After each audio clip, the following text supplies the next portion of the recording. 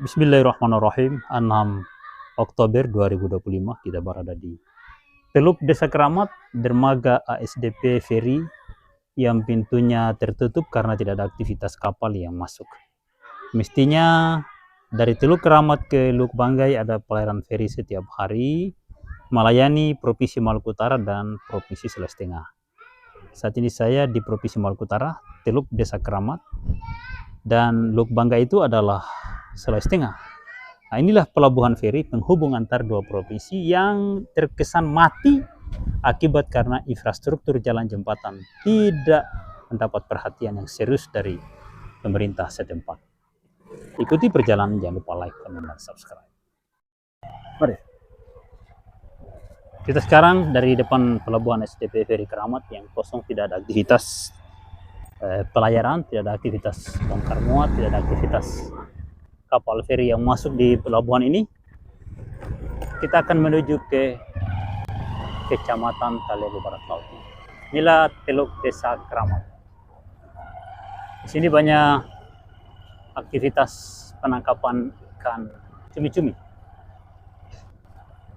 Jadi ini bagang ini bagang cumi-cumi. Desa Keramat. Ya, desa ini atau Teluk Desa Keramat ini dari tahun 80-an terkenal dengan kegiatan aktivitas penangkapan cumi-cumi.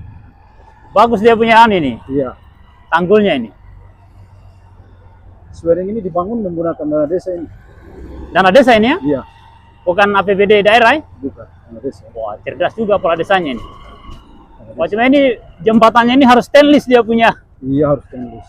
Atau ditembok sekalian saja. Iya. Jangan pakai pagar-pagar besi dekat laut. Ya, karat. Karat. Sebenarnya Desa Keramat ini kalau diperbaiki semaksimal mungkin, ini kayak unik desa ini. Iya. Sangat unik. Bisa jadi desa pariwisata ini. Iya, iya.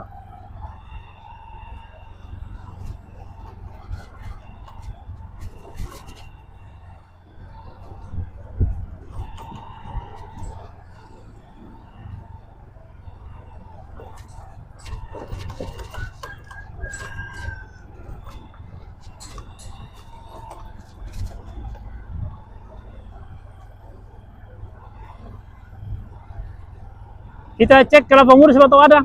Kita cek aja. Di Keramat Beach. Iya, Keramat Beach.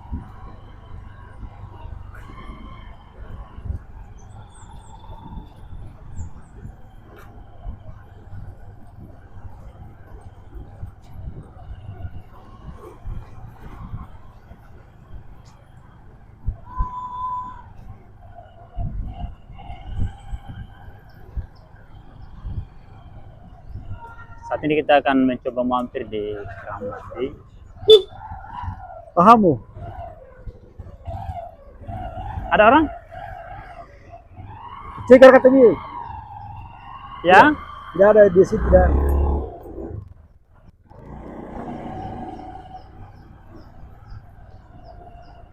Kita akan coba mampir di Keramat Beach dulu. Semoga ada kelapa muda yang bisa disantap di siang ini.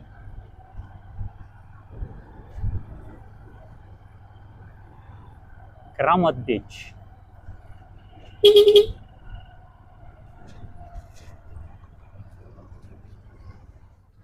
Masya Allah.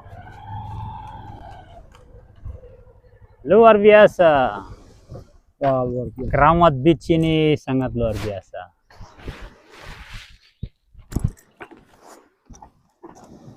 Ada, oh ada ini. Assalamualaikum. Salam kelapa muda. Dua kelapa muda.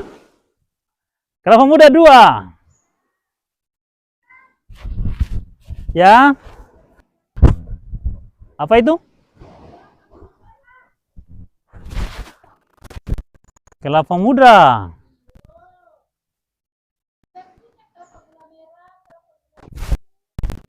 Oh ya, suka susu atau gula merah saja? Pakai susu atau Gula gula merah merah? aja. Hah? Gula merah aja. Oh, gula merah saja. Ya, 2. Yes, oke, mantap. Hah? Oh, suka gorengan? Suka goreng-gorengan? Tidak usah. Sudah, kelapa muda saja. Iya, oke. Keramat Beach, Desa Keramat. Pantai Desa Keramat yang sangat asri. Oh, air pasang ya? Iya, air pasang. Air pasang.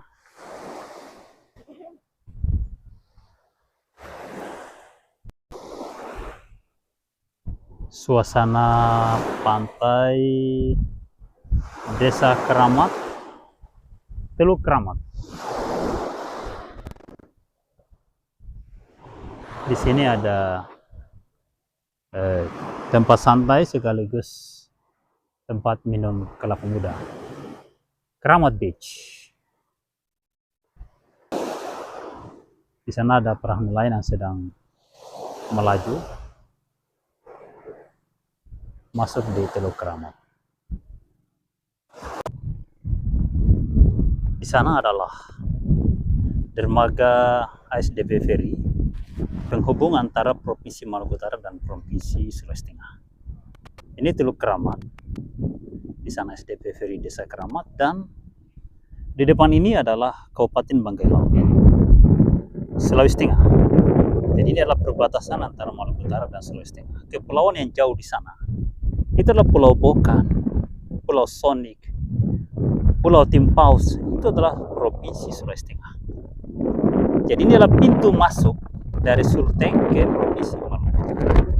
Harusnya seluruh jalanan di pulau ini yang melingkari pulau ini adalah jalan nasional. Harusnya Presiden segera mengambil alih pembangunan jalan, jembatan, bandar udara, dan listrik di Kabupaten Pulau Taliabu.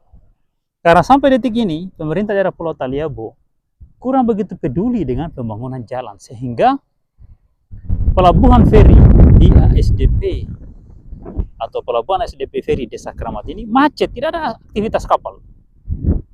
Dengar kabar, penghubung antara Maluku Utara dan Sulawesi Tengah hanya sekali dalam sebulan. Artinya aktivitas penumpang dan muatan itu nol, nyaris nol. Tidak menguntungkan pelaku usaha pelayaran laut berupa ASDP Ferry. Justru itu makanya mohon kepada pemerintah pusat, provinsi, dan kabupaten untuk segera membangun jalan yang menghubungkan antar pelabuhan ASDP Ferry dan seluruh desa se-Kabupaten Pulau Taliabu. Jangan biarkan kosong begini. Ini artinya ekonomi manusia mati.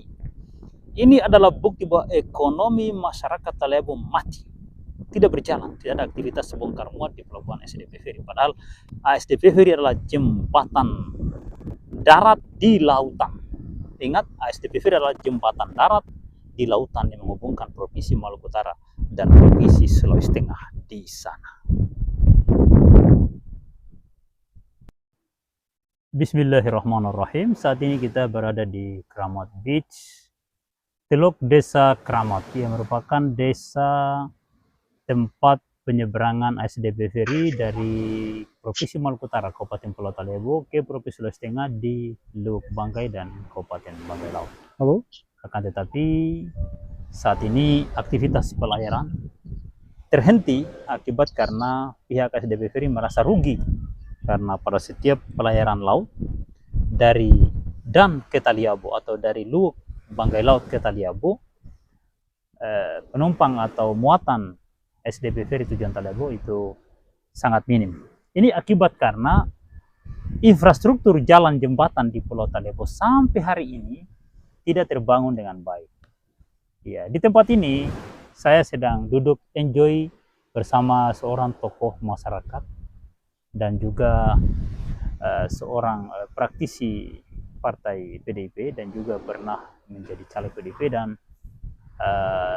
saat ini juga beliau adalah seorang tokoh pemuda dan tokoh masyarakat dari Desa Salati, Kecamatan Taliabu Barat Laut, Kabupaten Pulau Taliabu, Provinsi Maluku Utara.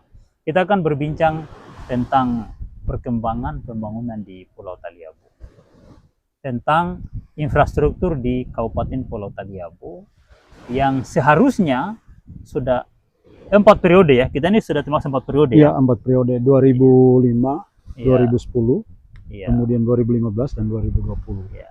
Memang 2005, 2010 sampai 2016 itu masih bagian Kabupaten Kepulauan Sula, tapi Taliabu bagian di dalamnya dan bupatinya adalah putra Taliabu. Iya, iya. Yang diusung oleh orang Taliabu dan dimenangkan oleh orang Taliabu. Iya. Dan di antara visi misinya adalah membangun jalan keliling Pulau Taliabu. ASDP Ferry ini kan sudah ada di dermaga Teluk Kramat ini sebelum Kabupaten Pulau Taliabu mekar. Masih Kabupaten Kepulauan Sula. Iya. Sampai setelah saat ini Taliabu sudah jadi mekar dari sejak 2013 ya. Dari 2013 Taliabu jadi kabupaten sampai detik ini aktivitas kendaraan roda 2, roda 4 untuk di 8 kecamatan itu belum maksimal. Sama sekali. Iya, belum Sama maksimal. Yang kita lihat jalan aspal ini hanya ada di Kecamatan Taliabu Barat dan Kecamatan Taliabu Utara. Taliabu Barat Laut hanya batas Gele. Ya, dari barat laut sampai Lede itu putus, harus menggunakan rakit. Menggunakan rakit. Begitu pula di pantai selatan sampai hari ini masih menggunakan longboat untuk menjangkau desa-desa di pantai selatan. Ini adalah fakta bahwa infrastruktur di Pulau Taliabu masih sangat terbatas, sehingga aktivitas ASDP Ferry antar provinsi di Teluk Kramat ini juga mati. Dengar kabar tinggal sekali dalam sebulan. Ini bukti bahwa ekonomi masyarakat mati setelah otonomi daerah ini terbentuk sekian tahun lamanya. Bahkan sudah 4 periode ya. 4 periode? Sudah 4 periode. Ya, alhamdulillah. Kelapa muda yang sangat sejuk di siang ini telah hadir. Kramat Beach, ya, taman wisata terbaik di Kabupaten Pulau Taliabu. Bagi yang ingin menikmati kelapa muda, silakan. Kita yang kelola. Pasca almarhum kemarin.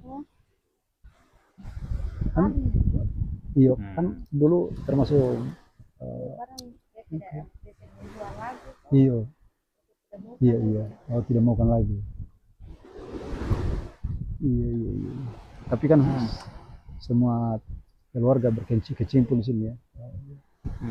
Luar biasa, makasih banyak. Iya.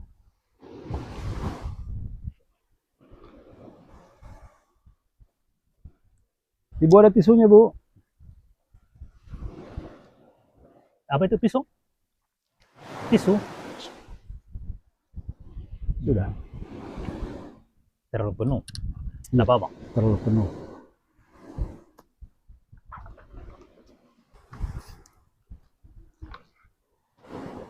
Jadi kalau kita naik motor dari Bobong, ibu kota Kabupaten Pulau Taliabu, menuju ibu kota Kecamatan Taliabu Barat Laut yang namanya Desa Gele, itu kita hanya melintasi jalan aspal batas di Desa Kasango, batas Banaya, baru kemudian naik jalan tanah Sirtu, lalu kemudian ada Lapen yang sudah bocor-bocor itu dari Desa Bawang sampai Simpang 4 Desa Beringin Jaya. Selanjutnya jalan tanah atau jalan becek. Jalan becek sampai masuk Taliabu Utara di ujung Desa Todoli ya. Mau masuk ke Kecamatan Taliabu Utara, ujungnya Kecamatan Lede. Iya. Ujung Desa Todoli baru ada jalan. Ada jalan aspal, itu pun impres. Itu pun impres. Begitu pula yang dari Kerama sampai di Bana itu juga impres. Iya. Jalan impres. Untuk jalan dari pemerintah daerah sampai hari ini kayaknya masih sangat jauh dari apa? Dari yang diharapkan. Ya, dari yang diharapkan, karena memang di 4 periode ini kelihatannya pemerintah yang sudah memerintah ini, mereka tidak punya etikat baik. Iya. Mereka tidak punya etikat baik. Bagaimana orang Taliabu itu mau maju satu langkah demi selangkah, ingin sejajar dengan daerah lain. Tapi karena pemerintahnya tidak mampu atau tidak bisa membangun daerahnya, akhirnya masyarakat ya seolah-olah tertinggal. Iya. Saya melihat di kabupaten tetangga, kabupaten di sebelah, di depan kita ini kan Kabupaten Banggai Laut. Iya. Saya diskusi dengan salah seorang kepala Badan Perencanaan Pembangunan Daerah bidang atau kepala bidang perencanaan, salah seorang kepala bidang lah di Bapeda Banggai Laut. Beliau mengatakan Banggai Laut itu mereka bangun jalan aspal 350 kilo hanya dengan APBD tanpa ada intervensi Impres ataupun provinsi, apalagi Kepres, belum ada. Mereka mampu. Kita di sini dari Bobong sampai Gele cuma 26 kilo yang diaspal hanya batas desa Kilong. Hanya batas desa, malah hanya batas Bobong yang dari Kilong ke sini kan itu provinsi saat masih non status. Nah, begitu provinsi aspal sampai desa Keramat dirubah statusnya menjadi jalan kabupaten. Akhirnya provinsi tidak bisa lanjut. Nah, selanjutnya dari Keramat sampai Kasango sejauh 4 km itu Impres tambah pembenahan antara Kilong Keramat, ada yang rusak dibenahi oleh Impres. Tapi yang dibangun Impres yang terbaru itu hanya sekitar 4 km. Dari ujung aspal depan Madrasah Sanawiyah Desa Keramat sampai di Banai cuma 4 km. 4 km. Iya. Kemudian Impres bangun dari Tikong sampai di Todoli. Saya tidak tahu itu berapa kilometer. Tapi tidak jauh juga, dekat saja. Iya. Barangkali cuma 5 km. Iya, kurang lebih lah. Iya, 5 atau palingan 10. Dekat sekali.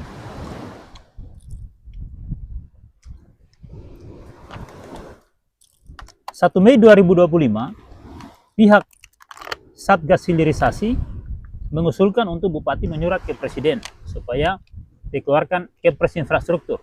Tidak bakal ditindaklanjuti. Ya, sampai hari kita tidak dengar kabar apakah dilanjutkan atau bagaimana, kita tidak paham. Makanya Bupatinya kebingungan. Hari ini mau bangun Taliabu, dia bilang kita mulai dari mananya ini. Iya. Konon kabarnya, menurut seorang anggota DPR provinsi, tidak ada data panjang jalan bagaimana, berapa sungai besar, berapa sungai kecil, berapa sungai hidup, berapa sungai mati, berapa tanjakan, berapa penurunan, panjangnya masing-masing berapa, tidak ada data itu. Sehingga mau mengusulkan itu ke pemerintah pusat itu tidak ada data, kecuali baru mulai data baru, bikin baru mulai pendataan. Boleh jadi juga jumlah penduduknya tidak diketahui oleh Bupati itu. Boleh jadi. Karena sampai ruas jalan, kemudian berapa panjang, kemudian sungai, dan kali besar, kali kecil, berapa banyak dia tidak tahu. Padahal itu kan hanya jumlah kecil. Iya.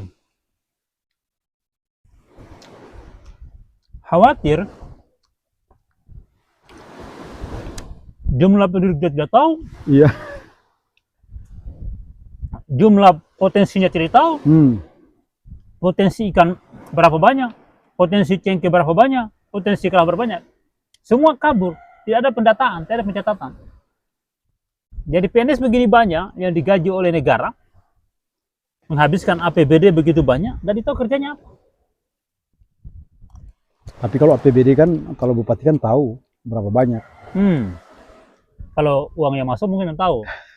Tapi penggunanya tidak tahu. Peruntukannya ya ada yang vital, ada yang non vital, dia tidak tahu itu. Kacau emang.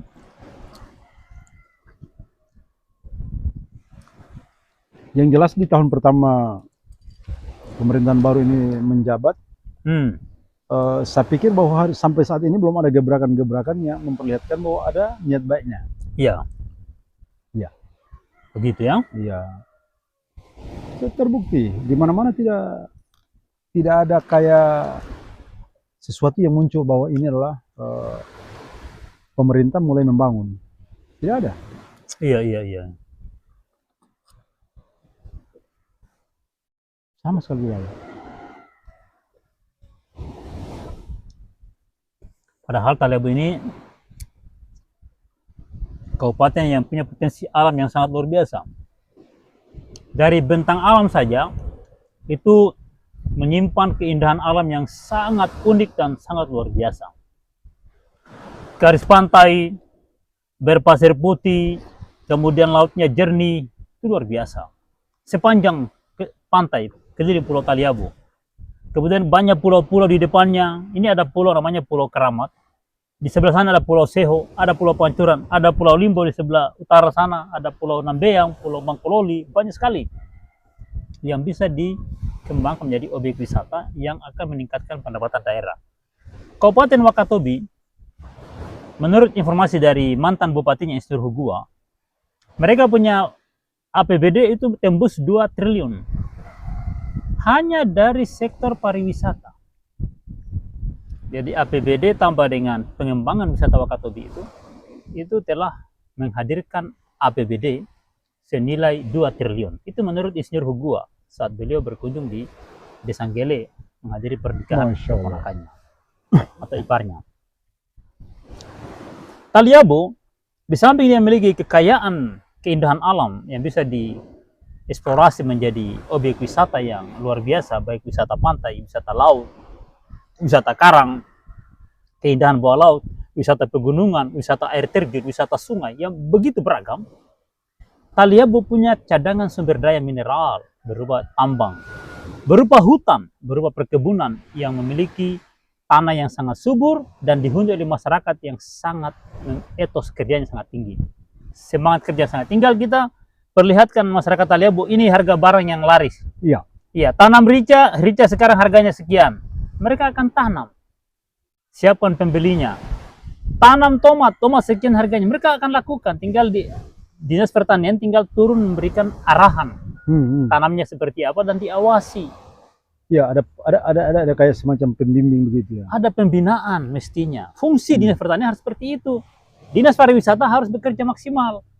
Ya, bila perlu datangkan dari kementerian yang memiliki profesionalitas, yang memiliki kemampuan. Iya, paling tidak dari daerah-daerah yang sudah mumpuni di bidang itu. Ya, sudah maju. Hadirkan mereka di sini. Iya. Ya, jangan pasif. Datangkan konsultan. Iya. Ya, seperti itu. Datangkan investor di bidang pariwisata yang bisa mengembangkan. Kan Wakatobi itu maju karena investor yang nama Lores itu mengembangkan pariwisata karang bawah laut itu. Itu yang meningkatkan PPAD-nya Wakatobi kemarin.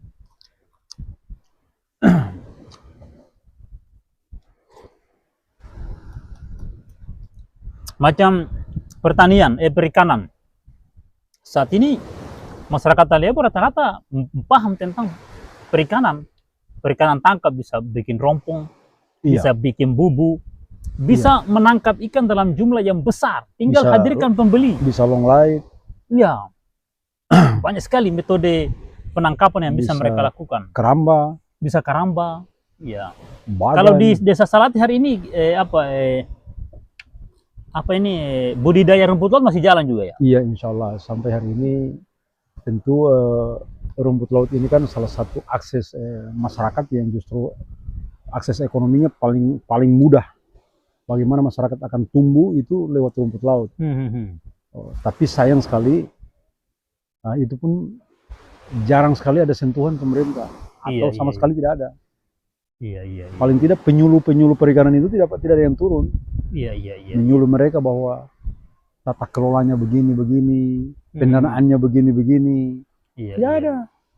Jadi masyarakat itu ya sendiri-sendirilah mengelola kegiatan usaha itu. Iya. Jadi di awal mereka berbenturan dengan masalah modal. Ya, modal pemula itu. Iya. Bagaimana mereka harus beli tali, bagaimana harus mereka beli ini pembibitannya, dan operasional lainnya. Yang jelas, masyarakat Taliabo yang mayoritas adalah pendatang dari Sulawesi Tenggara dari sejak tahun 80-an, 70-an, 80-an. Mereka hadir dengan biaya sendiri, dengan modal sendiri, tenaga sendiri, dan keahlian sendiri. Mengolah berbagai macam sumber daya alam di bidang kelautan maupun pertanian. Tanpa ada sentuhan dari pemerintah sejak saat itu sampai hari ini. Kalaupun ada itu tidak berarti. Tidak berdampak terhadap ekonomi mereka. Boleh dikata 100% apa yang mereka lakukan hari ini adalah hasil dari jerih payah mereka sendiri. Dari segi tenaga, pikiran maupun modal. Negara nyaris tak hadir dalam pertumbuhan ekonomi masyarakat. Bahkan infrastruktur yang menjadi kewajiban masyarakat, pemerintah, hari ini masyarakat tidak nikmati. Sangat mengecewakan. Jadi, fungsi pemerintahan sebenarnya apa? Iya, tentu fungsi pemerintah ini kan harus melihat seberapa banyak kebutuhan masyarakat. Iya, iya, iya, iya. Iya, di semua sektor. Semua sektor. Iya, ini kelihatannya tidak ada yang muncul. Jadi pembangunan Pulau Taliabu ini kalau pemerintahan baru atau bupati baru bingung. Iya. Kita mau mulai dari mana ini? Karena peletakan fondasi pembangunannya tidak melalui perencanaan yang matang. Misalnya Pak Husni sejak hidup di Taliabu sampai sekarang punya macam-macam kegiatan usaha perkebunan dan lain-lain, pernahkah semua itu dimulai oleh pemerintah? Sama sekali tidak ada. Sama sekali tidak ada ya? Sama sekali tidak ada. Baik bikin kebun, Tidak ada. peralatan pertanian, Nggak ada, bibit nggak dan ada. lain-lain, Tidak tidak ada. ada. Tidak ada. Modal sendiri, usaha Modal sendiri, sendiri, pikiran sendiri, energi sendiri, tidak ada campur tangannya. ide sendiri. Tidak ada campur tangannya negara di situ, tidak ada. Hanya memang karena tanah ini kan milik negara. Oh gitu ya? Iya. Ya. Tapi kehadiran pemerintah untuk membimbing, mencerdaskan para petani itu sama sekali tidak ada. Atau pengusaha-pengusaha lain. Yang dilakukan negara yang pasti adalah tanah tempat kita berkebun itu dibayar pajaknya, disebut dengan pajak bumi dan bangunan. Bumi bangunan. Kalau itu kita berkontribusi. Berkontribusi. Iya. Rumah tempat kita huni itu bayar pajaknya. Bayar pajaknya. Kondisi seperti itu, sebagian para ahli mengatakan itu penjajahan. Iya pastilah.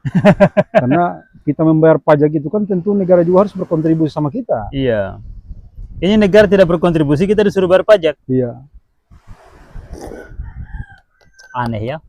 Iya. Ini kan terkadang masyarakat dibingungkan, kok kenapa tiba-tiba ada pajak lagi. Lalu kemudian ada juga yang beberapa tahun yang lalu ini kan ada tidak bayar pajak. Lalu siapa yang bayarkan pajak itu? Iya. Kan itu kan jadi pertanyaan. Tiba-tiba lagi muncul lagi. Harus bayar pajak. Aneh ya? Ini main ini. Jadi masyarakat itu dibingungkan dengan semua pungutan-pungutan ini. Di zaman Kabupaten Kepulauan Sula, pajak ditagih tiap tahun. Setelah terjadi menjadi kabupaten, pajak tidak ditagih. Tidak ditagih. Karena ada Pak, ini kan jadi misteri. Pertanyaannya, kok siapa yang bayar? Sementara kalau kita tidak bayar pajak ini kan tentu kita bukan warga negara yang baik. Iya. Kalau pada akhirnya ada yang talang itu kita punya pajak, siapa? Iya. Atau mungkin talangannya ada sumber daya alam yang sudah dijadikan sebagai boroknya. Iya. Contoh kayak perusahaan tambang. Tapi harus terang benderang. Iya. Pemberian pajak itu berapa miliar satu Taliabu, misalnya orang Taliabu bayar pajak. Iya. Kan harus dibayar. Kalau itu dibayar kan negara marah. Iya. Aturan marah. Ya sekarang baru dimulai lagi. Iya. Di bulan terakhir ini kan sudah ada pungutan pajak lagi. Iya, sudah ada. Saya kemarin bayar 400-an ribu. Tapi kebanyakan orang tidak bayar. Yang datangi penduduk itu aparat desa. Iya. Lalu dinas pendapatan daerah kenapa dia turun? Tidak turun. Kenapa digandakan itu tugasnya pemerintah desa? Saya malah kemarin habis bayar pajak, bukti pembayaran pajak katanya mau diantar, tidak diantar-antar. Nah itu yang jadi masalah. Pertama, paling tidak mereka pemungut pajak itu kan ada surat keputusan terkait dengan pembayaran pajak di tahun ini. Iya. Ada SK di mana mereka ditugaskan. Dari dinas mana mereka disuruh, siapa yang menandatangani itu surat keputusan itu. Iya. Ini kan, ini buta, sama sekali tidak ada. Kacau memang. Jadi masyarakat disuruh bayar pajak, sementara terkadang bukti pajaknya tidak dikasih. Tidak dikasih. Jadi kita mau bertanggung jawab ke negara bagaimana? Kalau esok-esok negara datang untuk menagih kita ulang. Bahaya ini, bahaya. Iya. Ya, jadi inilah fenomena yang ada di Pulau Taliabu yang perlu evaluasi. Perlu perhatian semua pihak. Seluruh Indonesia, seluruh rakyat, maka seluruh dunia harus punya perhatian kepada daerah-daerah yang terkesan diperbodohi dan terkesan dijajah oleh pemerintah sendiri, bukan oleh bangsa asing, oleh warga kita sendiri. Ya, kita hidup di atas lautan kekayaan yang begitu melimpah, tapi kekayaannya tidak terkelola dengan baik. Ya, tidak tereksploitasi dengan baik. Diberikan modal oleh pemerintah pusat berupa DAK dan DAU, transfer kementerian. yang nilainya 600-an sampai 800-an miliar, bahkan ada pinjaman dari Bank BPD 115 miliar. Tapi kita tidak tahu itu difungsikan untuk apa. Nah, ini semua menjadi hal yang wajib dievaluasi oleh semua pihak, oleh mereka yang memiliki nurani, memiliki perasaan, memiliki kemanusiaan untuk pembangunan daerah tertinggal. Kalau terkait dengan pula pemerintah daerah punya pinjaman 115 miliar itu kepada Bank Maluku itu, ini yang jadi masalah ini kan Dewan Perwakilan Rakyat yang kita pilih itu kan yang mengiyakan, yang menyetujui untuk pinjaman itu. Tapi mereka tidak mengawasi. Bagaimana penggunaannya, di mana? Mereka tahu pencairannya, mereka tidak tahu penggunaannya. Iya, karena mereka tidak mengawasi itu. Iya. Saya curiga jangan sampai mereka juga bermain-main. Ada 20 DPR, kenapa salah satunya tidak mengetahui digunakan untuk apa itu uang? Iya. Luar biasa negeri ini. Aneh sekali. Takutnya juga jangan sampai dicairkan juga tanpa surat perintah pencairan. Waduh. Dan itu sering kita dengar ya? Sering kita dengar. Saya juga tidak tahu anggaran apa, tapi di daerah ini terkadang mencairkan keuangan daerah itu tanpa surat perintah. Iya. Langsung dijemput saja di bank. Kan ini lucu-lucu. Bisa ya? Kok bank itu bank milik siapa? Kemudian uang itu uang siapa? Iya. Uang pribadinya atau uang negara? Uang rakyat? Kan ini, saya pikir ini kacau. Kayak daerah yang tidak punya aturan. Iya. Kok di daerah lain tidak ada yang kayak gini, di sini ada. Ini namanya negeri aneh bin ajaib. Iya. Jadi masyarakat Pulau Taliabu ini harus kritis. Harus dewasa, harus pandai-pandai menelaah. Di sekitar kita ini sudah bagaimana ini. Kita ini sudah kelamaan tidur lelap. Kita tidak tahu apa yang terjadi di sekitar kita. Iya. Dan anehnya, banyak masyarakat yang terdidik di Pulau Taliabu ini. Hampir tiap rumah ada anaknya yang kuliah. 1, 2, bahkan sampai 3, 4 orang sarjana di rumahnya. Tapi rata-rata para sarjana ini setelah kembali ke Pulau Taliabu justru menjadi kaki ke tangan penguasa. Iya. Bukan berusaha untuk membangun Taliabu, tapi justru mengikuti irama kekuasaan yang sifatnya oligarki, sifatnya dinasti politik. Itu mereka ikuti irama itu. Mereka ketakutan kehilangan pekerjaan, bahkan hanya untuk dipindah saja mereka takut. Takut dipindah di desa sebelah, takut dipindah di kecamatan sebelah, takut. Itu aneh sekali itu. Kenapa ada penyakit seperti itu? Sementara kita ini negara yang dimerdekakan dengan perjuangan berdarah-darah. Hari ini kita hanya dipindah tugaskan saja sudah ketakutan. Iya, apalagi mau hadapi penjajah yang begitu lengkap dengan dia punya alutsista. Dengan kekuatan militernya. Resikonya kematian, penderitaan, macam-macam. Jadi boleh jadi di daerah lain atau di desa lain yang semestinya mendapat pelayanan dari mereka-mereka itu kan tidak dapat pelayanan. Tidak ada. Karena mereka pilih-pilih. Iya. Mengikuti keinginan pemimpin di kala itu. Iya. Akhirnya mereka tinggal minta saya di sini. Iya. Lalu di tempat yang dimana butuh tenaga mereka itu siapa yang melayani mereka? Tidak ada. Iya. Karena dia punya orang dalam. Iya, dia punya orang dalam untuk memastikan bahwa kamu tidak akan pindah. Iya. Itu luar biasa itu. Kalau kayak kita ini Pak Ustadz, tentu dia tidak pernah takut dengan hal seperti itu. Dan dia tidak mau berafiliasi dengan pemerintah karena kalau kita sudah tahu kayak begitu lebih baik kita sendiri-sendiri. Iya. Pastikan hidup ini mau jadi apa. Betul.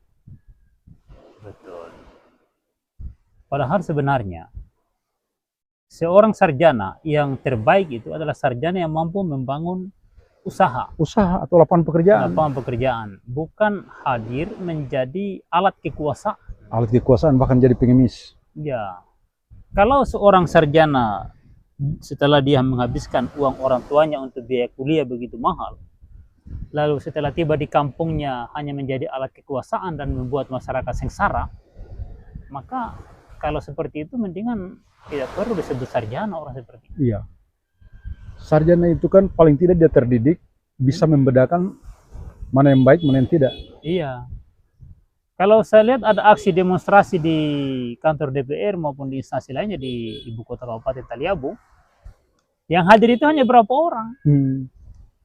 Sarjana-sarjana lain itu saya lihat tidak tahu di mana mereka punya keberadaan. Ya karena mereka seperti cerita awal tadi, mereka ketakutan jangan sampai setelah bersuara menyinggung pemerintah, mereka takut dipindah itu. Aduh, kasihan. Karena mereka punya kepentingan ada di mereka, tapi kita ini kan kepentingan kita ini ada di mereka itu. Bagaimana mereka itu harus berikan kepentingannya rakyat.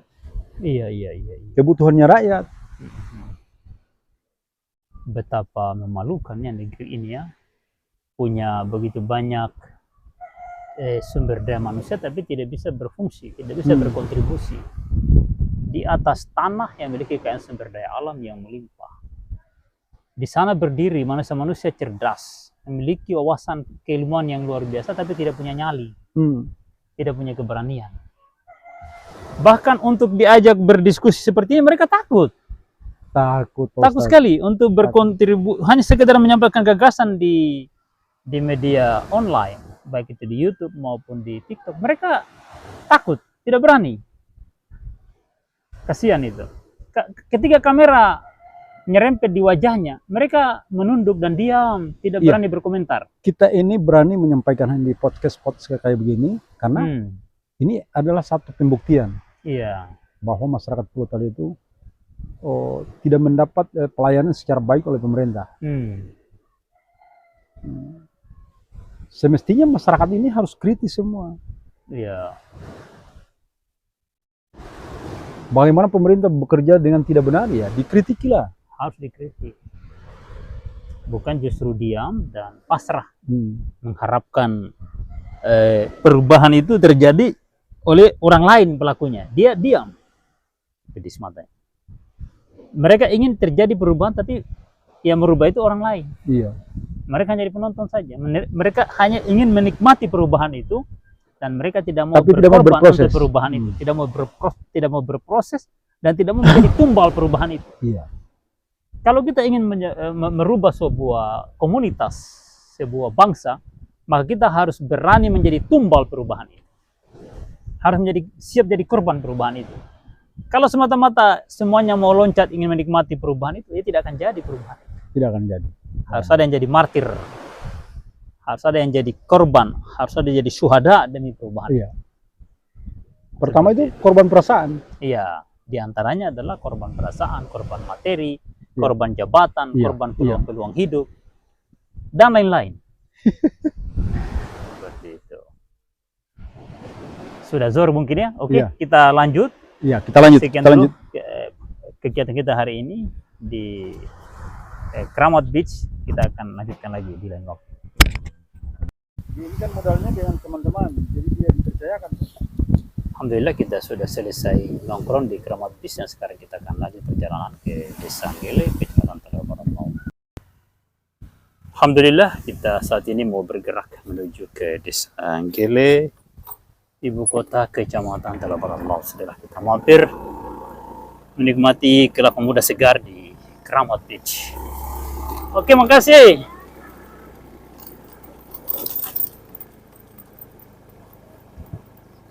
Ya Allah, rusak kacamata ini.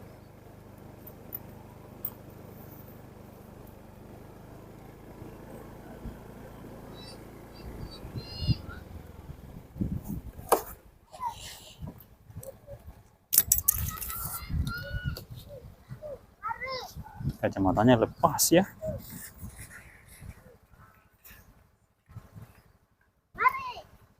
Masya Allah. Beginilah mata kalau sudah bermasalah.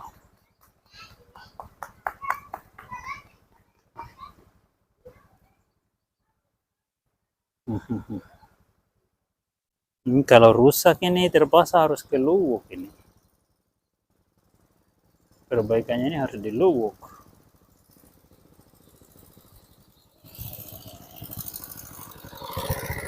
Oke, kita coba lanjut ya. Kayu terlalu banyak kendala. Sudah pakai kacamata, helm lagi.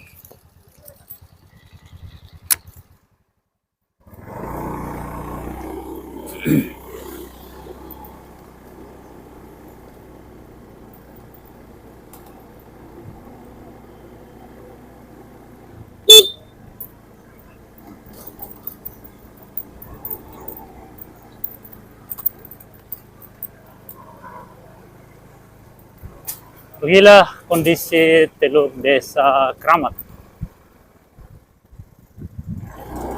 Ya, kita berbelok di sini ke arah Madrasah Sanawiyah.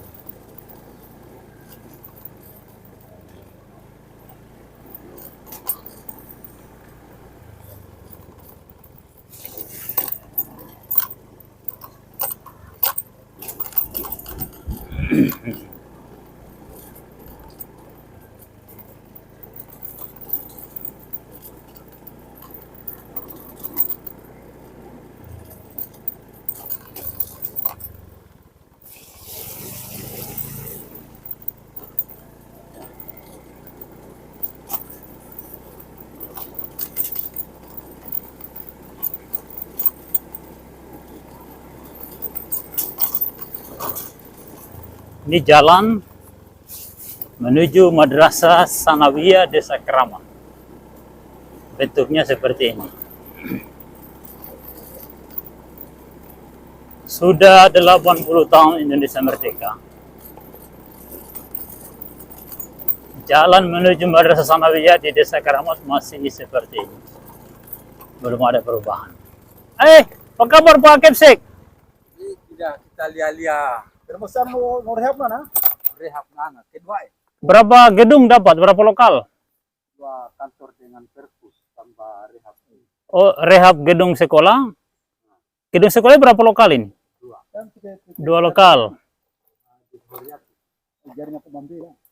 Pakungu itu. So, baik kamar atau baru ini. Tambah MCK ini? Anak mesti kan ambil gas. Kita sekolah ini, beli sekolah ini bagus. Ya tambah kayak Iya, gelap. Boleh minta izin sama tuannya supaya dipangkas. Dipangkas saja, bukan ditebang, pangkas. Ada ini, dia tumbang di sekolah lagi. Bahaya ini. Wah, kalau bawa ambil nggak bisa. Sudah lama pohon mangga ini, pohon raksasa ini. Ya, 50 tahun lah. Pantesan besar-besar ya. Ya, tinggi kayak gini. Sama dengan usia cengkeh di atas. Iya, Mungkin banyak mati. Bagaimana? Itu kuasa Tuhan. Iya. Kita tidak bisa Kecuali bantah. kita tanam terus kayak begini. Baru mau kau. Itu coba lihat. Jadi di sekolah. Iya, luar biasa. Sengaja kau singgung karena kareko. Tahanin aku nih marah. Kalau tahu ya kamu. Kita lanjut dulu. Itu hengopi karena Ya, bawa kamu. Baru sebelum kelapa muda tadi. Di Keramat Beach. Oke, makasih. Kita lanjut. Assalamualaikum. Ya Allah.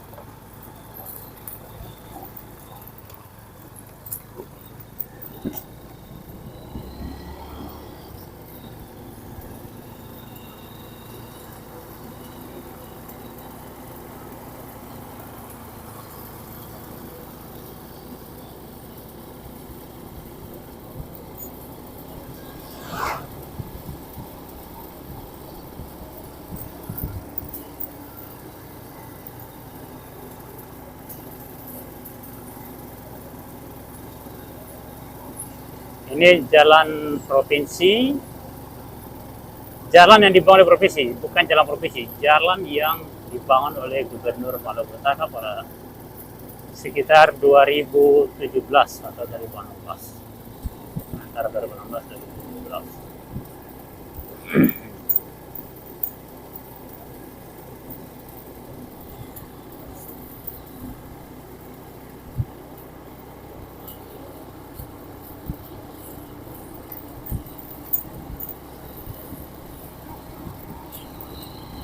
Ya, jalan ini hanya sampai di sini. Ya, selanjutnya disambung oleh Impres sejauh 4 km. Sampai di sini kurang lebih 15 km kalau tidak salah sampai sini. Kalau bukan 15, 10 km kalau tidak salah. 10 km dari pusat ibu kota, yaitu dari bundaran Jalan Protokol depan kantor DPRD Pulau Taliau.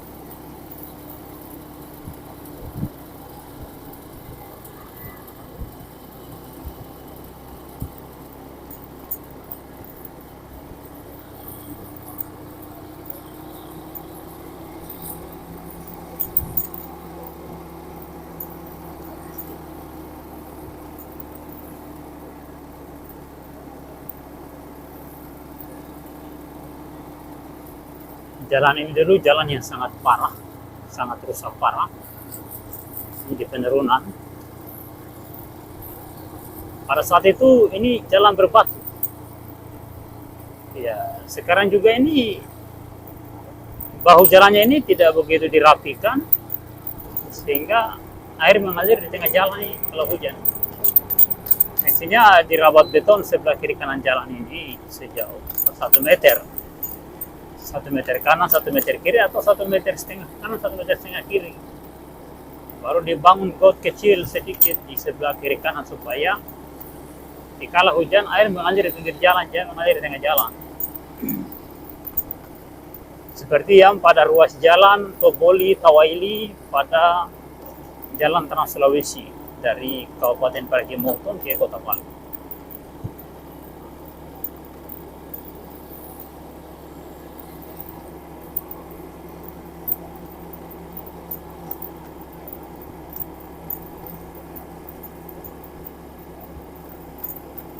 Sudah siang hari, kita belum istirahat siang. Sementara kita punya kepala ini perasaan kurang nyaman nih.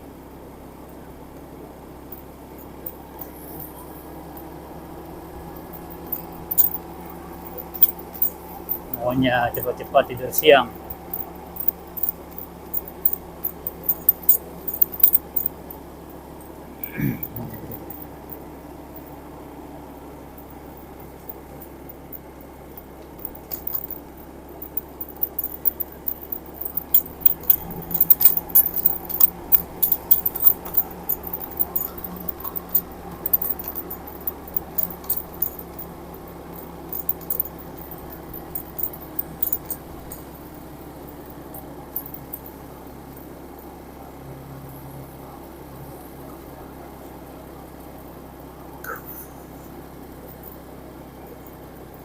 Kita sudah berada di seputaran Desa Kasamo.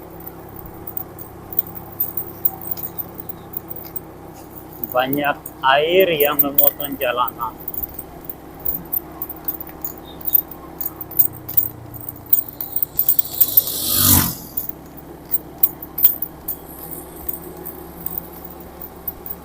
Di depan sebelah kiri ada SMP yang dibangun, tapi sampai hari ini belum digunakan. Tidak tahu apa sebabnya. Yang pasti adalah ada gedung sekolah yang sampai hari ini belum digunakan. Ini sebelah kiri. Ini SMP ini.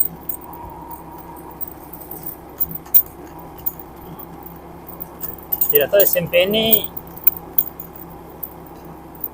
tujuannya untuk apa ini?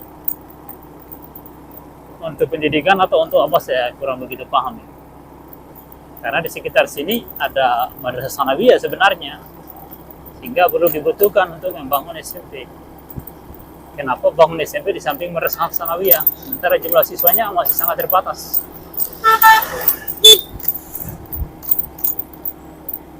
Ada kesan bahwa madrasah itu ingin dimatikan oleh pemerintah daerah dengan cara mereka membangun SMP di seputaran madrasah sanawiyah. Misalnya di Gele, di Gele ada sanawiyah negeri, mereka api dengan 2 SMP. SMP di desa Salati dan SMP di desa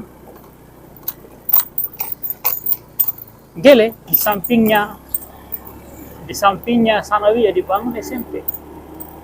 Gedung taman pengajian yang dibangun pada tahun 85 untuk kepentingan majelis ta'lim, kepentingan pengajian Al-Quran, dirubah jadi SMP, dibuat SMP tanpa persetujuan masyarakat.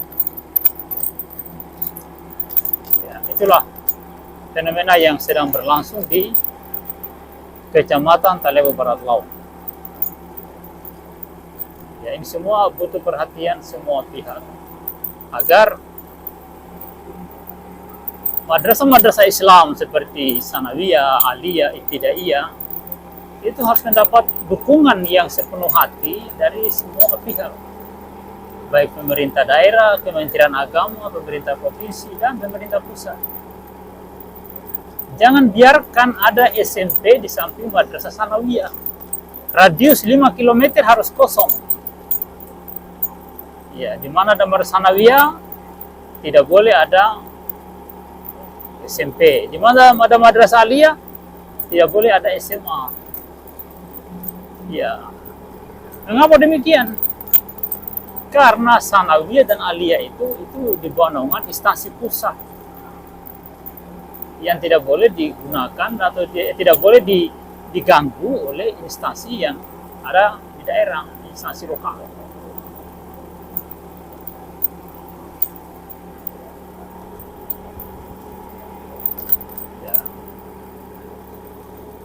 Tapi apa yang terjadi di Taliabu ini harusnya menjadi perhatian kita semua. Agar jangan biarkan madrasah-madrasah itu terganggu oleh keberadaan SMP dan SMA. Menteri Agama Republik Indonesia, Bapak Nasaruddin Umar pernah menyampaikan permasalahan ini di DPR RI tentang sekolah-sekolah umum seperti SD, SMP, SMA itu mendapat fasilitas yang luar biasa dari pemerintah pusat dan pemerintah daerah. Sementara madrasah-madrasah Sanawiyah dan Aliyah itu justru tidak begitu mendapat perhatian dari pemerintah setempat. Terkesan dianaktirikan. Saya tidak tahu apakah dengan alasan karena mereka adalah madrasah Islam ataukah karena instansi pusat, kita tidak tahu. Harusnya negara ini merancang sebuah sistem di mana lembaga-lembaga pendidikan Islam seperti pondok pesantren dan madrasah itu mendapat anggaran yang melimpah dari negara. Mengingat negara ini dimerdekakan oleh para santri. Sekarang ada pondok pesantren yang roboh, gedungnya roboh. Mengapa roboh? Karena bangunannya tidak mendapatkan perhatian dari pemerintah, serba swadaya. Pondok pesantren itu umumnya bangunannya serba swadaya. Ya, olehnya itu mohon kepada semua pihak agar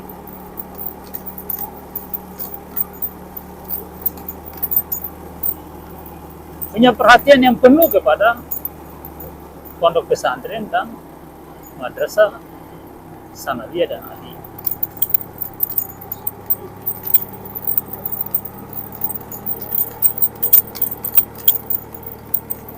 Ya, kita saat ini berada di pesisir pantai Banai, di depan sana ada Pulau Limbo dan kondisi saat ini air pasang. Kita sedang melintasi jalan aspal paling ujung di Banai. Sebentar lagi kita akan melintas di atas jalan sirtu, jalan tanah yang tidak pernah diaspal selama Indonesia merdeka. Sampai di Desa Bawang itu baru ada jalan lapen, ya, kerikil yang diserami minyak aspal, ya, di depan ada.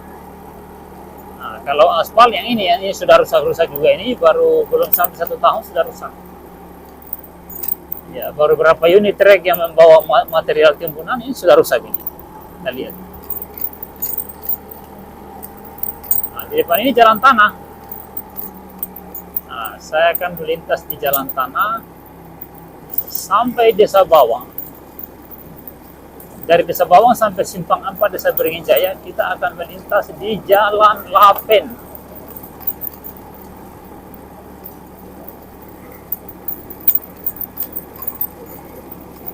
Setelah Jalan Lapen, kita akan melintas di Jalan PC atau Jalan Tanah.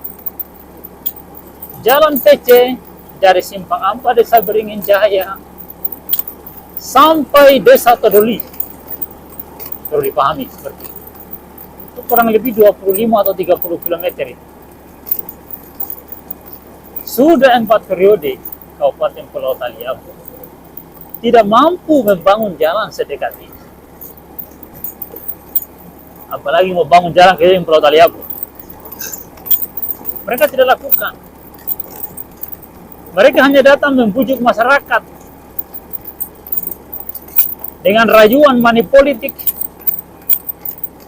Tapi setelah mereka berkuasa, kebanyakan mereka menetap di Jakarta. Ya, baik itu bupati, ya kan? Mereka menetap di Jakarta. Seperti itu. Ya, kadang kita melintas di kanan, kadang di kiri karena ya kita mencari enaknya di jalan ini. Karena jalannya sudah mulai berlubang. Jadi kita mencari posisi-posisi yang tidak begitu tersentak-sentak.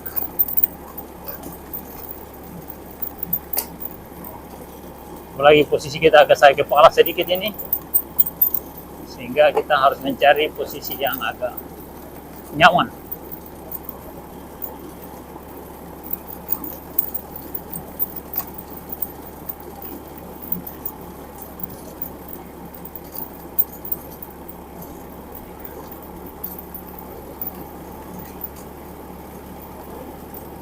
Ya, kali ini kita akan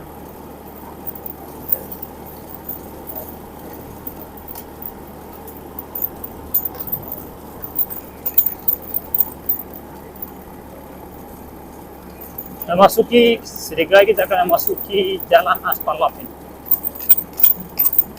Aspal Lapen dari sekitar Desa Bawang sampai Simpang 4 Desa Beringin Jaya, yang sebagian sudah hancur babak belur. Nah, ini Aspal Lapen ini.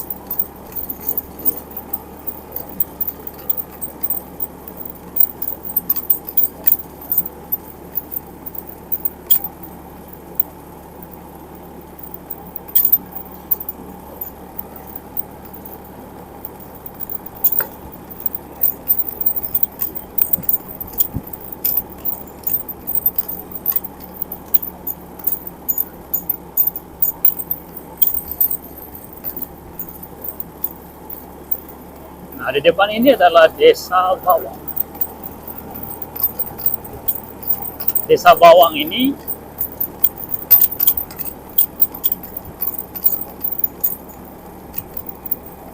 adalah salah satu desa atau salah satu dusun di Desa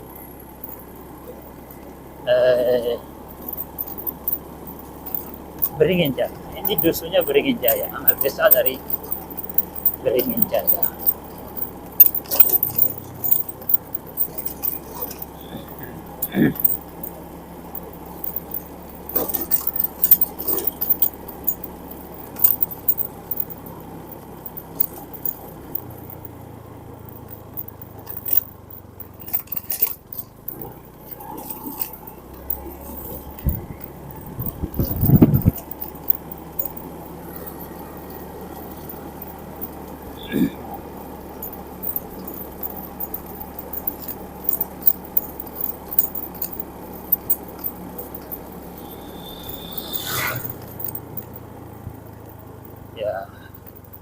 Aspalnya sudah pecah-pecah, rusak-rusak. Aspal Lapen, Kecamatan Talebo Barat Laut, Kabupaten Pulau Talebo, Provinsi Maluku Utara. Saya berada pada ruas jalan Bawang Bering. Seperti ini kondisinya, atau Bawang Lian Rata. Aspalnya pecah-pecah.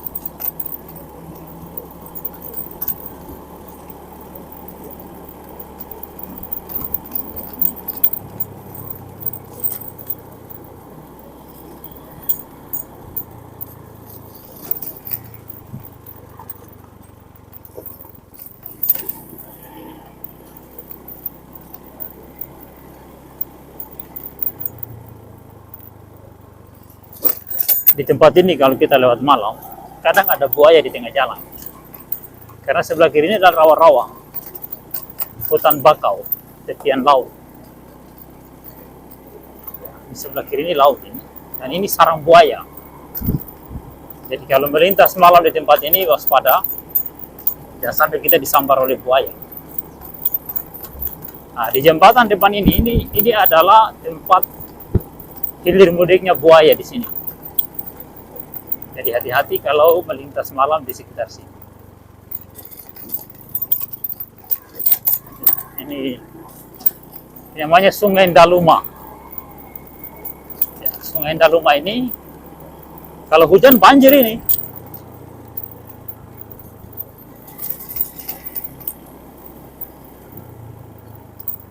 Sungai Daluma.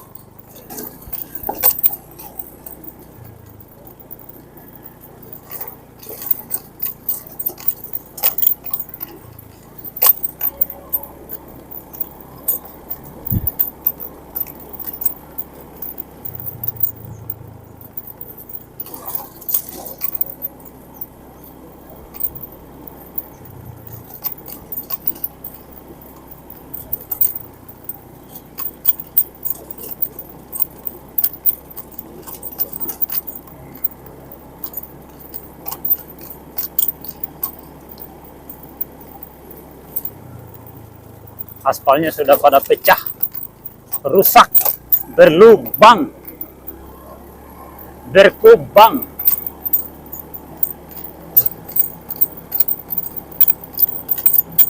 Ini sebenarnya istilahnya lapen, belum disebut aspal, masih lapen. Lapen itu kerikil yang disirami minyak aspal, diserami aspal, gitu.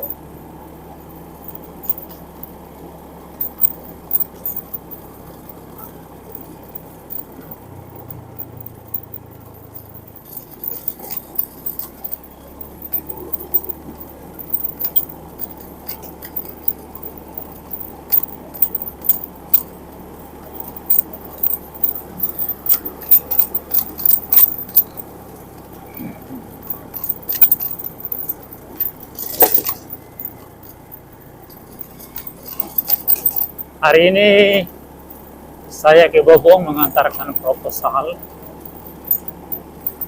untuk dikirim ke Balai Prasarana Wilayah. Ya, moga-moga mereka bisa menerima proposal saya untuk membangun jalan di rawa-rawa masuk di Pondok Pesantren Darul Amanah. Berhubung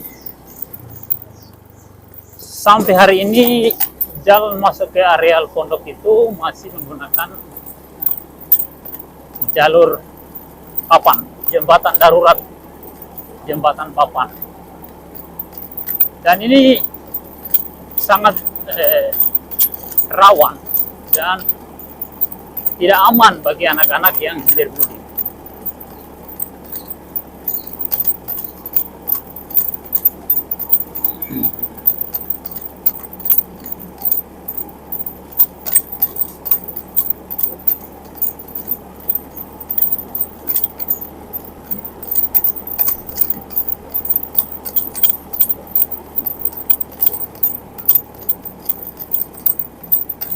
Sehingga hari ini saya Bukan cuma hari ini, sudah beberapa hari ini saya sibuk mempersiapkan proposal untuk dititip di beberapa instansi. Nanti kita lihat siapa yang akan terima.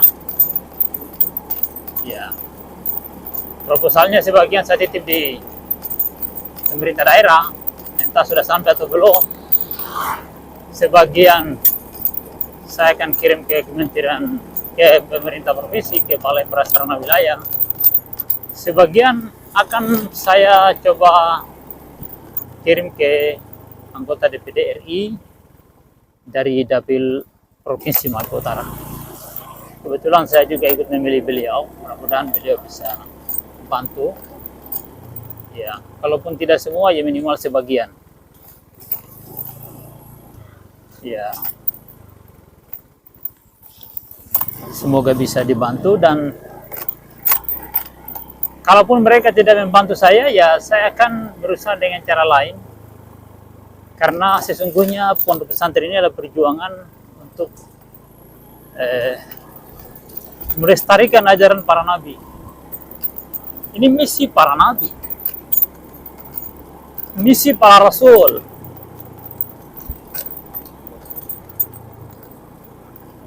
Dan misi para rasul adalah misi Allah Subhanahu wa Ta'ala. Kalau misalnya ada manusia yang membantu saya, berarti mereka adalah manusia-manusia yang digerakkan oleh Allah Subhanahu wa Ta'ala untuk perjuangan melestarikan ajaran ilahi di muka bumi. Tapi kalau manusia menolak dan membiarkan saya seorang diri dalam memperjuangkan ini, ya mungkin Allah masih menguji saya. Sehingga tiba suatu saat ada manusia yang dikirim untuk membantu saya. Perjuangan membangun pondok pesantren di Kecamatan Taleo Barat Laut, Kabupaten Pulau Taliabu, Provinsi Maluku Utara ini cukup berat, sangat berat. Dari sejak almarhum bapak saya sampai saya hari ini cukup berat sekali. Iya. Awalnya jalan normal-normal, awalnya baik-baik saja. Iya. Tapi pada akhirnya ternyata saya mendapatkan tantangan dari luar maupun dari dalam. Luar dalam saya mendapatkan tantangan. Ya. Moga-moga ini ada jalan keluar yang terbaik, sehingga pesantren ini ke depan bisa menjadi pesantren yang bisa setara dengan pesantren-pesantren lain yang sudah lebih maju di negeri.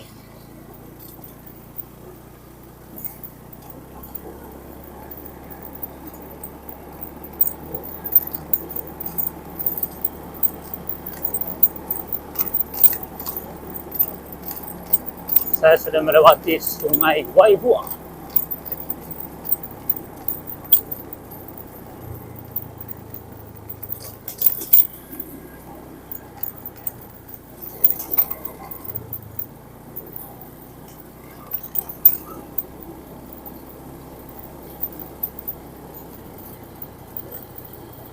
Pausnya dia bonceng kaituan dari kebun, kasihan.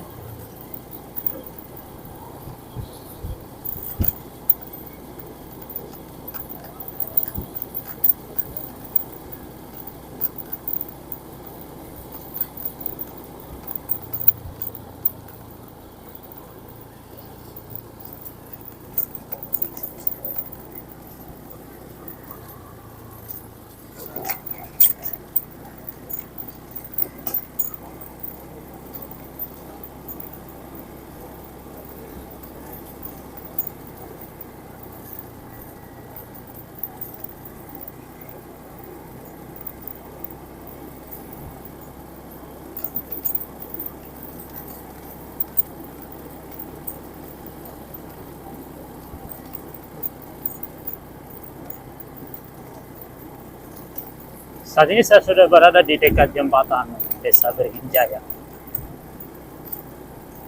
Jadi di seputaran jembatan ini ada genangan air yang kalau hujan ini tenggelam di sini. Dari sini ini kalau hujan ini airnya sangat dalam. sekitar sini. Ini mohon pemerintah daerah dan provinsi atau pusat atau siapa saja lah yang punya kerelaan, tolong sumbang tanah timbunan Damato 10 trek saja di situ, insya Allah genangan airnya akan hilang. Jalannya harus tinggi setinggi jembatan ini sampai di desa bawah agar tidak ada genangan air di jalan.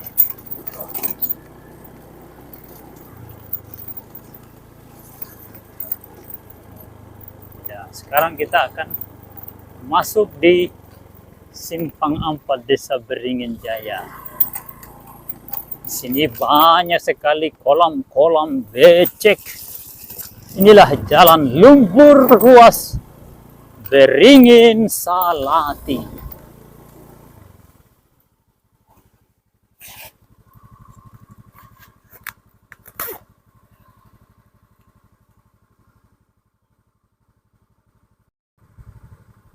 Oke, kita akan lanjut perjalanan. Saat ini saya masih di Simpang 4 Desa Beringin Jaya. Sedang perlahan menuju ke Desa Salati. Nah, dari sini sampai Desa Todoli tidak ada jalan aspal sama sekali. Setelah 80 tahun Indonesia merdeka, jalannya seperti ini. Jalan tanah dan berkubang dan berlumpur. Walaupun sudah pernah diisi Damato tipis-tipis, tapi tidak maksimal. Akhirnya bentuknya seperti yang kita saksikan di dalam video ini. Berkubang-kubang, berlubang-lubang, berlumpur-lumpur. Nah, lihat ini ada kolam-kolam renang bebek di tengah jalan. Ini karena penimbunannya tidak maksimal. Konon kabarnya pekerjaan ini hanya bantuan dari seorang kontraktor. Yang kita khawatirkan ini bukan bantuan, tapi ini kemudian dibayar oleh pemerintah daerah dengan sistem kerja duluan. Tapi kerjanya seperti yang kita lihat hasilnya di dalam video ini. Lihat ada genangan-genangan air, dan kalau di hujan besar, musim hujan atau hujannya semalaman atau seharian, ini jadi lautan di sini karena tidak ada sistem aliran air ke laut. Kita temukan ada berapa deker di jalan ini, tapi air yang mengalir di bawah kolong deker itu tidak sampai di lautan. Nah, itu masalahnya. Hanya dekernya ada, got di bawah deker ada, tapi got itu hanya sekitar 5 meter dari pinggir jalan menuju ke arah laut. Tidak sampai di laut, cuma sejauh 5 meter. Padahal untuk mencapai lautan sana kecuali 500 meter atau 1 kilometer dari jalan ini. Ke sebelah kiri ya, contoh ini ada deker. Dari deker ini mungkin cuma dibikin kolam di sampingnya itu. Tidak ada aliran air tembus ke lautan. Sehingga ada air tergenang di sebelah kanan jalan ini hanya tergenang begitu saja, tidak mengalir ke lautan. Karena tidak ada jalurnya, tidak ada alurnya menuju ke laut. Nah, ini mohon menjadi perhatian kita semua agar jalanan ini segera diperbaiki. Seperti itu. Mohon kiranya kepada segenap. Kenapa pulang sekolah? Astaga. Oh, ada? Ya, ini anak sekolah mogok motornya karena jalannya rusak. Jadi ini harus menjadi perhatian kita semua. Mogok dia. Tadi ada orang yang mau datang jemput katanya.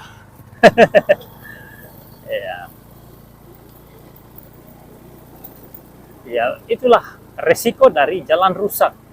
Banyak motor yang rusak. Nah, sementara saat ini pajak kendaraan mau dipungut. Ya, Satlantas mulai sekali-sekali berdiri di jalan untuk menertibkan surat-surat kendaraan. Ya, motor ini memang saya sudah lama tidak bayar pajaknya karena kan hari-hari kita jalan di jalan lumpur. Jadi kan kenapa mau bayar pajak di jalan lumpur? Nah, sekarang mau disuruh bayar pajaknya. Terpaksa saya harus mutasi berkasnya ini dari Provinsi Sulawesi Tengah ke Provinsi Maluku Utara Kabupaten Pulau Taliabu, sekalian balik nama dan pemutakhiran atau perpanjangan pajak dan denda. Itu lebih 3.400.000 saya bayar ini. Biaya perpanjangan, pajak, mutasi, dan balik nama. Mahal sekali pajak itu di negeri ini.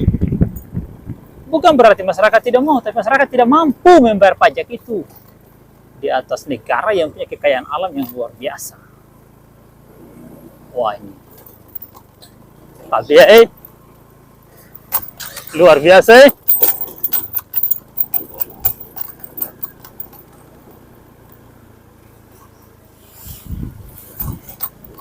Ya, ini seperti ini bentuk timbunan jalan Beringin Salati. Lihat ada genangan air, kasihan anak-anak ini tiap saat hilir mudik di jalan berlumpur, berkolam, bersungai di tengah jalan tanpa ada jembatan, tanpa ada deker, tanpa ada gorong-gorong di atas negara yang memiliki cadangan sumber daya alam yang luar biasa. Nah, depan ini kasihan ada anak sekolah jalan kaki dari desa Salati ke desa Beringin Jaya. Di tengah hari, di saat perut sudah keruntungan kelaparan, mereka harus jalan kaki. Jadi mau jalan kaki ke Beringin? Tidak, ada pesawat sedikit lagi. Belum lapar, belum? Lapar, lapar. Lapar kasihan jalan kaki dalam keadaan lapar Waduh, itulah nasib rakyat Indonesia. Sudah 80 tahun Indonesia merdeka, mereka jalan kaki dalam keadaan lapar. Itu kurang lebih 3 km, sekitar ya 2 km mereka harus jalan kaki di bawah terik matahari di siang hari. Betapa menderitanya rakyat di negeri ini. Oke, makasih banyak. Ya, nanti cerita lagi. Ya. Oke, makasih banyak. Oke. Tolong lanjut. Oh, di sini ya, jalan alternatif. Oke, makasih. Saya sudah berada di Desa Salati, depan Masjid Al-Hijrah atau Masjid Muhajirin Desa Salati.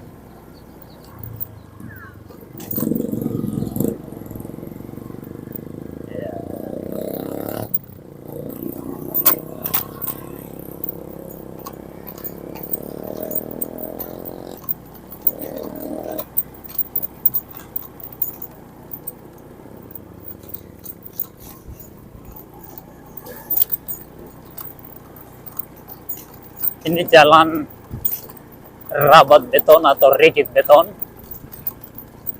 yang dibangun dengan anggaran tahun 2022. Makrak di 2023. Hari ini 6 Oktober 2025. Tidak ada perkembangan, hanya seperti ini saja. Sebuah pulau, Kabupaten Pulau Taliabu, yang mekar dari sejak 2013 sampai detik ini, pembangunan jalan jembatan masih seperti ini. Cuma sekitar 100 meter yang dibangun depan SMP. Selanjutnya kita akan masuk area lumpur lagi. Lumpur lagi. Nah, ini di jalan di seputaran SMP Salati menuju di Sanggile. Ini jalan raya Poros Salatinggele. Depannya simpang 3, kanan ini menuju Gele, kiri juga menuju Gele, tapi yang kiri lewat depan Madrasah Alia Negeri Jalan Swadaya. Motor itu lewat depan Madrasah Alia Negeri. Tidak bisa di jalan umum karena jalan umumnya itu becek, lumpur luar biasa sekali.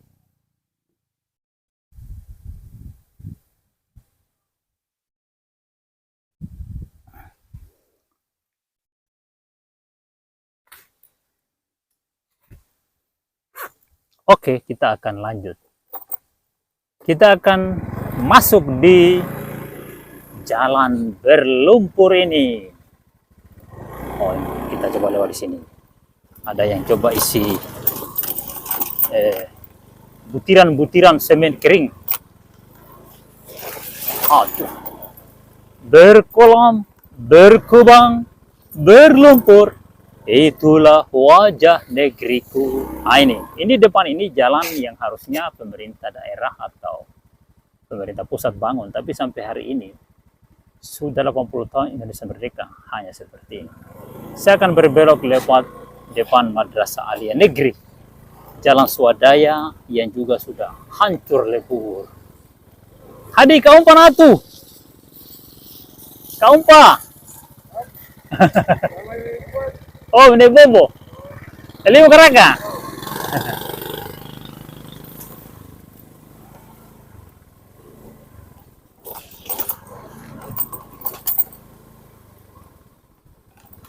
Ya, beginilah wujudnya jalan beringin Gele atau Salating Gele. Kita melewati jalan Swadaya yang sudah babak belur karena jalan yang harusnya pemerintah bangun tidak dikerjakan, tidak diaspal. Sudah 80 tahun Indonesia merdeka. Dan pemekaran daerah Pulau Taliabu dari tahun 2013 sampai kini sudah sekitar 12 tahun lamanya. Mohon maaf kalau salah hitung, silakan hitung sendiri. Tabea jalannya kasihan, babak belur. Tidak ada perhatian dari pemerintah daerah. Bahkan sampai detik ini, pemerintah daerah yang mengaku tidak punya anggaran yang cukup, tidak membangun, tidak menyerahkan jalan ini untuk ke jalan provinsi. Tapi oke. Sempit sekali jalan ini. Satu unit mobil ketemu satu motor itu tidak bisa sebenarnya ketemu. Mengapa demikian? Karena jalan ini cuma 2 meter lebarnya ini. Hanya untuk satu unit mobil. Tapi sebenarnya jalan ini bukan untuk mobil, ini untuk motor. Dan pejalan kaki. Hanya itu saja. Tapi karena jalan yang harusnya dibangun oleh pemerintah daerah untuk mobil, untuk motor, tidak dibangun.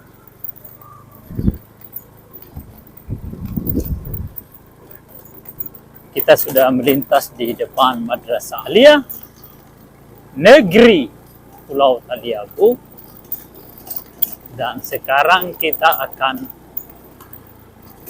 menuju ke Desa Onemai dan Desa Gele. Jalan ini dulu di tahun 80-an, 90-an belum ada rumah di sini. Masih hutan. Sekarang dengan adanya Madrasah Alia Negeri sudah ramai dan sudah banyak dihuni oleh masyarakat. Tabea, rumah Sujadi. Bisa jemur cengkeh di atas inilah. Mantap, cerdas. Luar biasa, luar biasa. Nah, rumah di Taliabu ini harusnya seperti itu. Atapnya dicor karena mayoritas petani cengkeh. Mayoritas petani rumput laut. Petani kelapa, petani coklat yang butuh ruang untuk menjemur. Ya, makanya atapnya dicor supaya di atas atap bisa menjemur.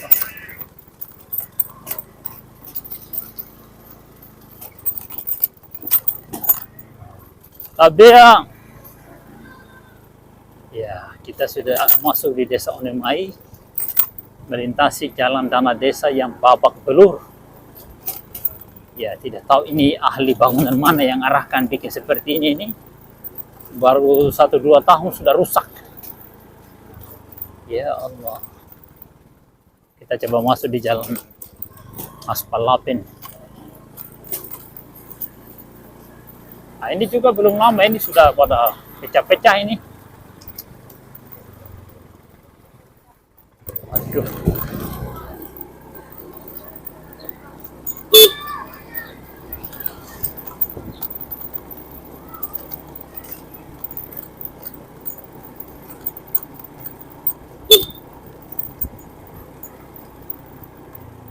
Ya, sekarang kita sudah masuk wilayah Desa Angkele, melewati gerbang Desa Onemai.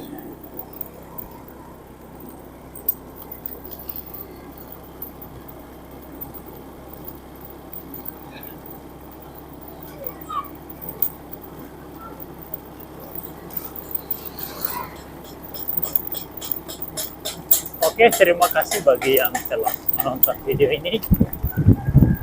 Mohon maaf atas segala kekurangan, kesalahan informasi, dan lain-lain. Silakan koreksi kalau ada yang salah. Saya sudah berada di depan kantor Desa Angkele. Artinya saya sudah sampai di rumah. Dusun Dermaga Desa Angkele. Di depan ini dermaga kapal Teluk Gele. Dan saya punya perjalanan berakhir sampai di simpangan ini. Simpangan depan kantor Desa Angkele. Oke, sekian. Terima kasih. Assalamualaikum warahmatullahi wabarakatuh.